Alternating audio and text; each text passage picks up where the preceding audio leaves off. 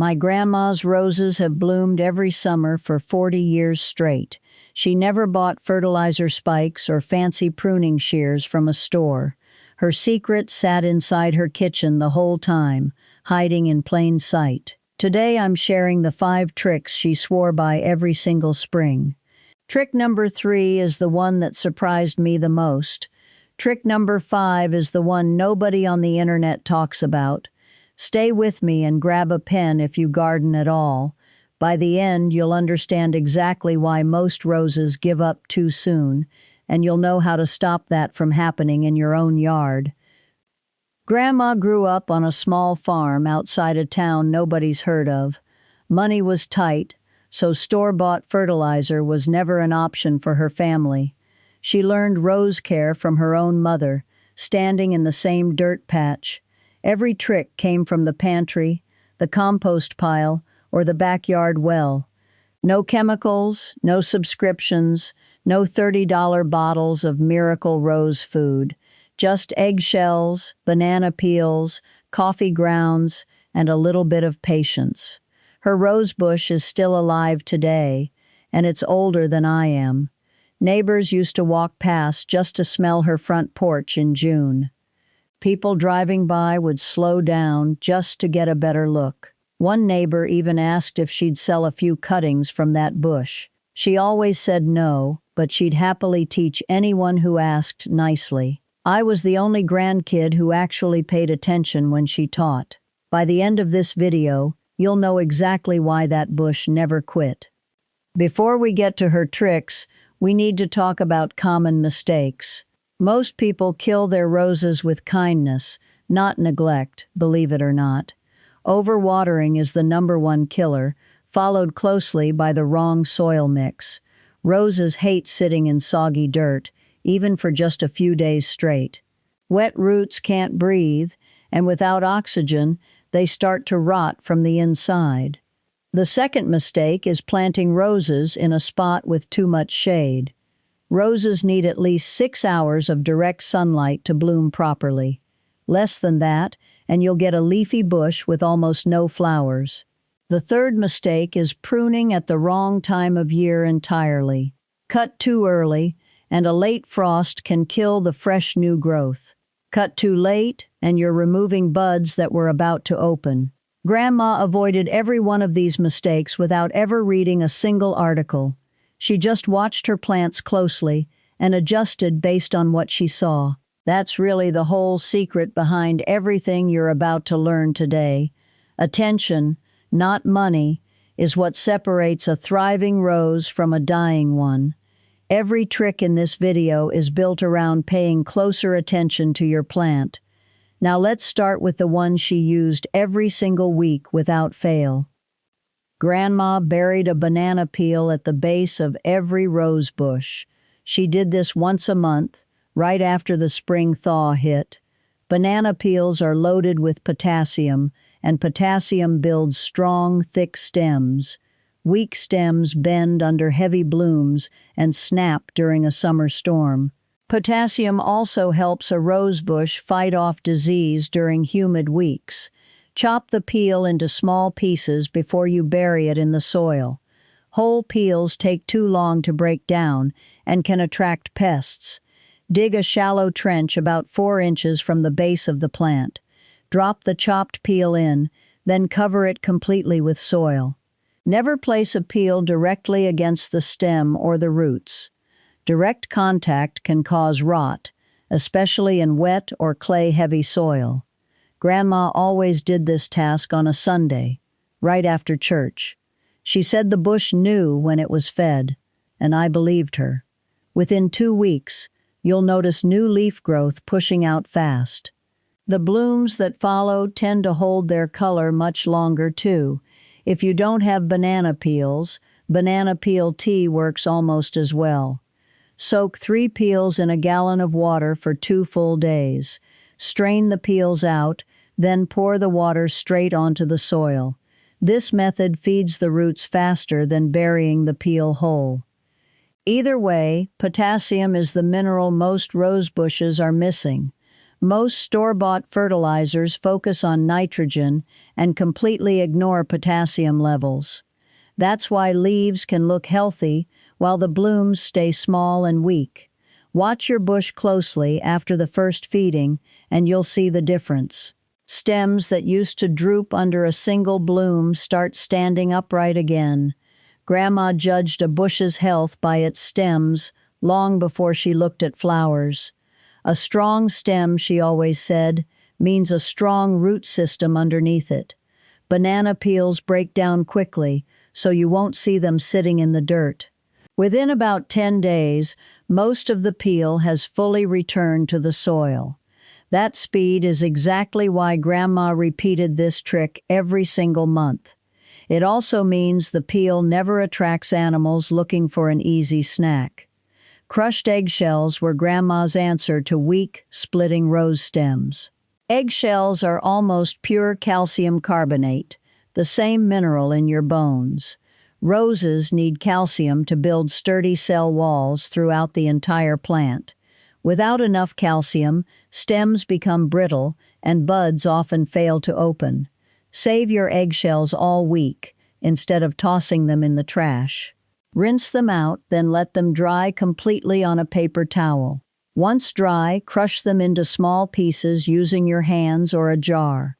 The finer the crush, the faster the calcium releases into the soil. Sprinkle a small handful around the base of each rose bush. Work it gently into the top layer of soil with a trowel. Do this once every 3 weeks throughout the entire growing season. Grandma kept a coffee can by her sink just for eggshells. By August, that can was always completely full and ready to use. She said strong stems meant fewer broken blooms after a windy night. I've tested this myself, and the difference shows up within a month. Bushes fed eggshells regularly produce stems that barely bend in strong wind. This trick costs nothing and uses something most people throw away daily. It's one of the simplest habits you can build into your routine. Grandma used to say, a rose bush is only as strong as its stems. Calcium is what gives those stems the structure to survive a storm. Skip this step, and even a well-fed bush can still snap under pressure. Add it in, and you're basically giving your roses a skeleton built to last. This is the one that surprised me the most when I learned it. Grandma watered her roses at 6 in the morning, never in the evening. Evening watering leaves, moisture sitting on the leaves overnight, and that invites fungus. Black spot and powdery mildew both thrive in cool, damp nighttime conditions. Morning watering gives the sun time to dry the leaves by noon. She also never used a sprinkler or hose on full spray for roses. Instead, she watered slowly and deeply, right at the base of the plant. Shallow watering trains roots to stay near the surface, where they dry out fast. Deep watering pushes roots downward, where moisture and nutrients are more stable. Grandma used an old coffee can with holes punched in the bottom. She'd set it beside the plant and let it drip for 20 minutes. This slow method soaks the soil without wasting a single drop. Roses need about 1 inch of water per week during hot months. Stick your finger 2 inches into the soil before you water again. If it's still damp, wait another day before adding more water. Overwatering drowns roots just as easily as underwatering starves them. Grandma's rule was simple: water deep, water early, and never wet the leaves.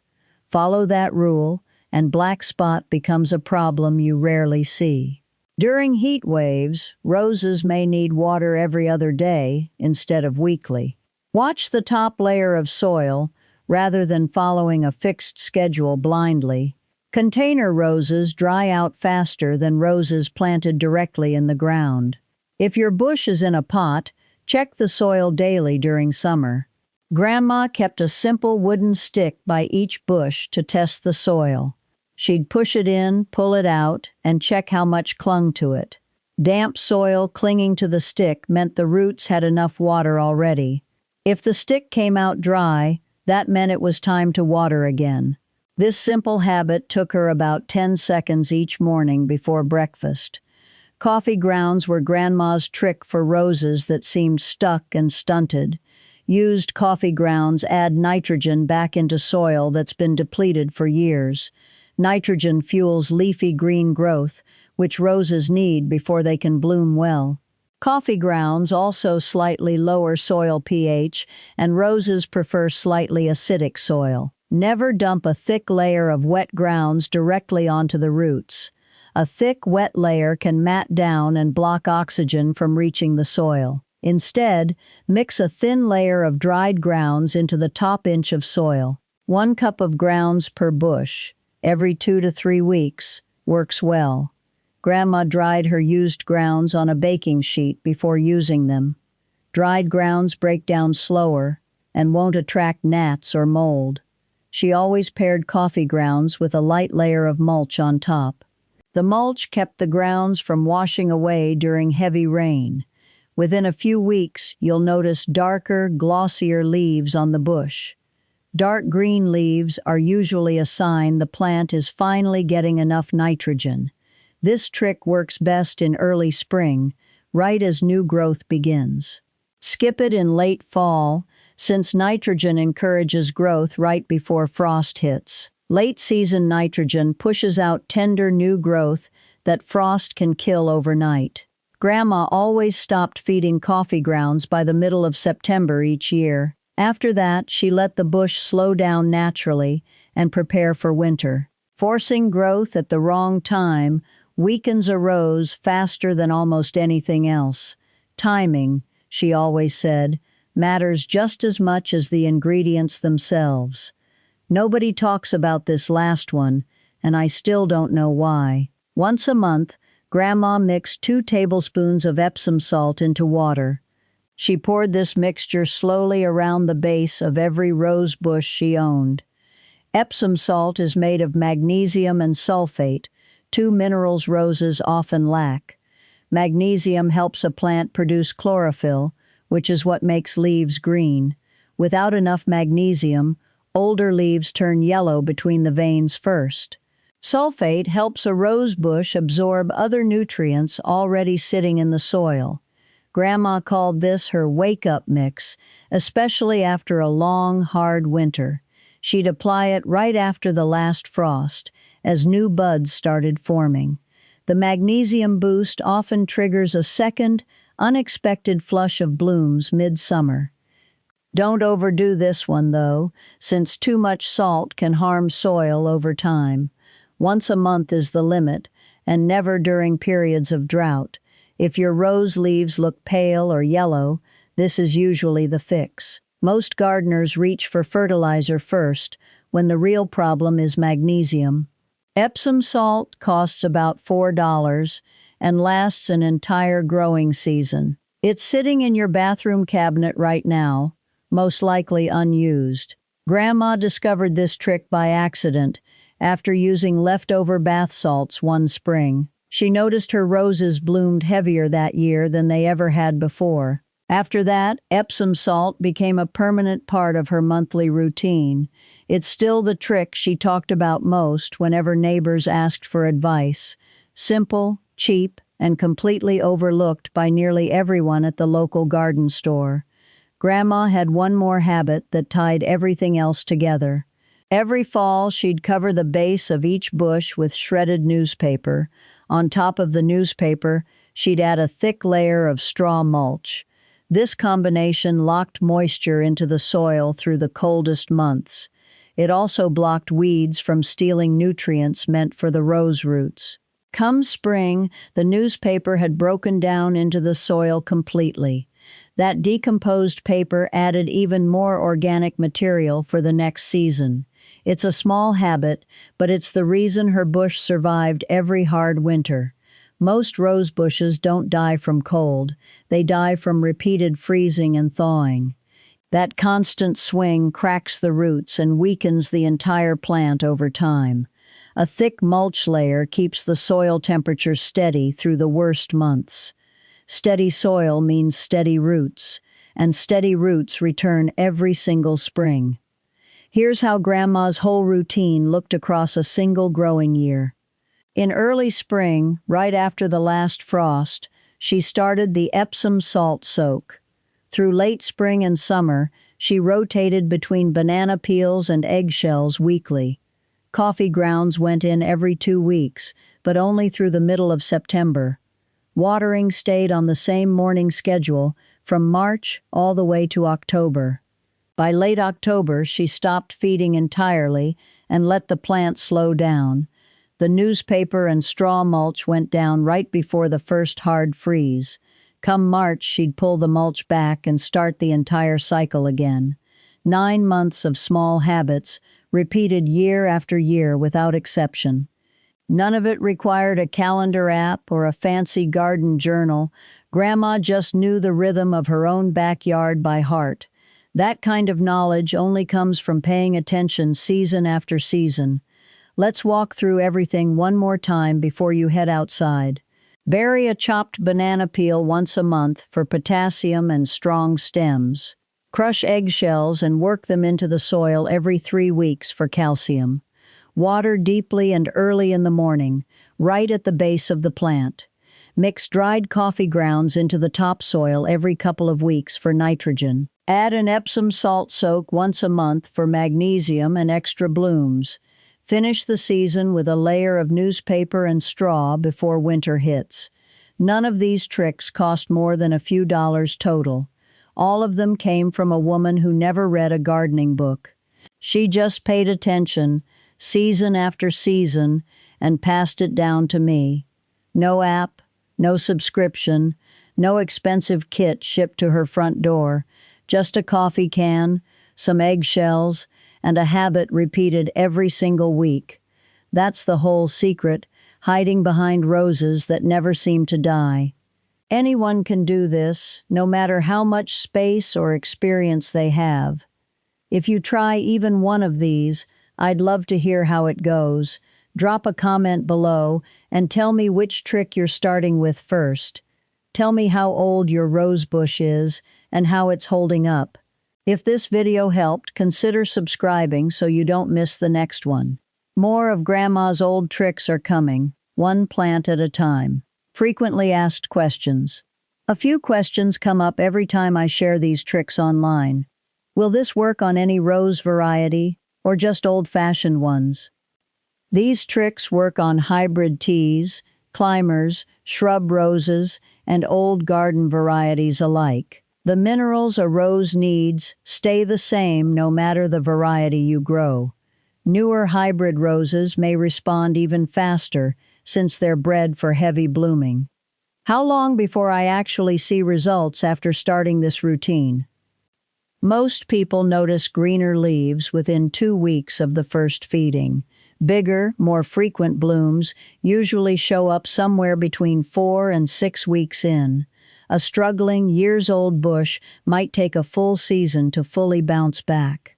Can I use these tricks on roses growing in containers or pots? Absolutely, though container roses need slightly more frequent watering than ones in the ground.